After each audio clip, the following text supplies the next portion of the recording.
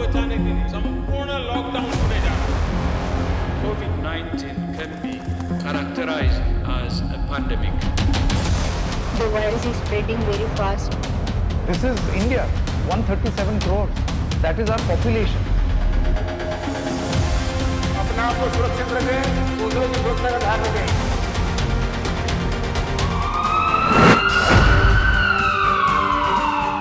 नमस्कार, आप देख रहे हैं कशिश न्यूज। मैं हूं आपके साथ दीक्षा। आपको बचाने के लिए संपूर्ण लॉकडाउन होने जा रहा है। COVID-19 can be characterized as a pandemic. The virus is spreading very fast. This is India, 137 crores. That is our population. अपने आप को सुरक्षित रखें, दूसरों की सुरक्षा का ध्यान रखें।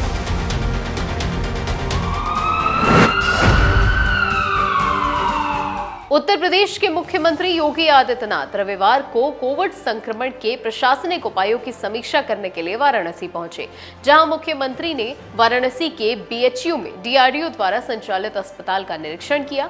योगी आदित्यनाथ ने हॉस्पिटल में लगे हुए सभी सुविधाओं का निरीक्षण किया। आपको बता दें, उन्होंने ऑक्सीजन से लेकर के दवाइयों के बारे में डॉक्टरों से जानकारी ली।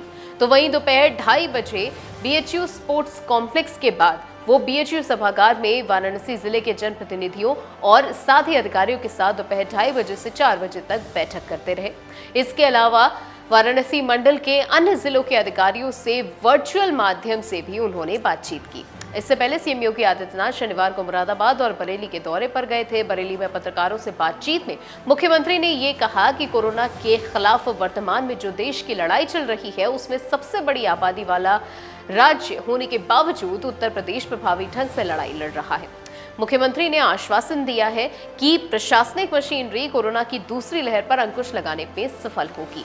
उन्होंने अपील करते हुए ये कहा कि खुद का बचाव करते हुए कोरोना के प्रति व्यापक जागरूकता का कार्यक्रम जरूर चलाएं और अगर आवश्यक ना हो तो घर से बाहर ना निकलें। अगर निकलना भी पड़े तो अनिवार्य रूप से मास्क लगाएं, 2 गज की दूरी का पालन करें। योगी आदित्यनाथ ने कहा कि कोई भी व्यक्ति कोरोना टीके से वंचित नहीं रहना चाहिए। उन्होंने कहा कि टीका जीवन रक्षक के रूप में हमारे सामने आया है और लोगों के लिए उपयोगी रक्षा कवच बन सकता है। इसके अलावा और क्या कुछ कहा उन्होंने, सुनिए। वर्तमान में उत्तर प्रदेश देश की सबसे बड़ी आबादी का राज्य होने के बावजूद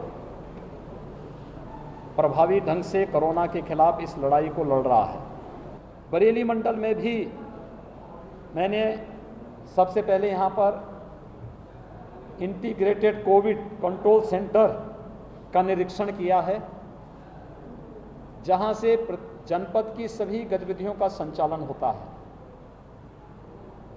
विगत 1 सप्ताह के अंदर यहाँ पर इस मंडल में भी एक्टिव केस की संख्या 2800 कम हुई है और लगातार अभी इसमें कमी देखने को मिल रही है।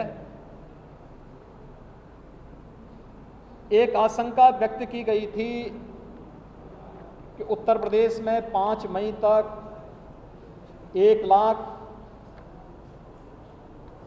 पॉजिटिव केस पर डे आएंगे।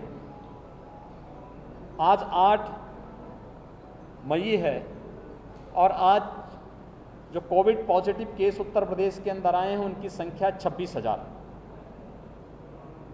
यानी हम लोग अपनी रणनीति में और कोविड प्रबंधन में अब तक सफल रहे हैं। दूसरी आशंका जो व्यक्त की गई थी कि पंचायत चुनाव के बाद प्रदेश के अंदर तेजी के साथ कोविड के केसेज बढ़ेंगे। पंचायत चुनाव 29 को संपन्न हो चुका है। आज 8 मई है। 30 अप्रैल से लेकर के अब तक लगातार कोविड के केसेस में कमी आई है और हम लोगों ने 5 मई से एक विशेष अभियान भी प्रारंभ किया है। ये अभियान है प्रदेश के 97,000 राजस्व गांवों में हर परिवार और व्यक्ति का स्क्रीनिंग करना, हर लक्षण युक्त और संदिग्ध केस का एंटीजन टेस्ट कराना, उन तक मेडिकल किट उपलब्ध कराना, स्वच्छता, सैनिटाइजेशन और फॉगिंग की कार्रवाई को युद्ध स्तर पर आगे बढ़ाने की कार्रवाई करना। और इसी तरीके की और खबरों के लिए बने रहिए हमारे साथ। चैनल को लाइक कीजिए, सब्सक्राइब कीजिए, शेयर कीजिए। नमस्कार।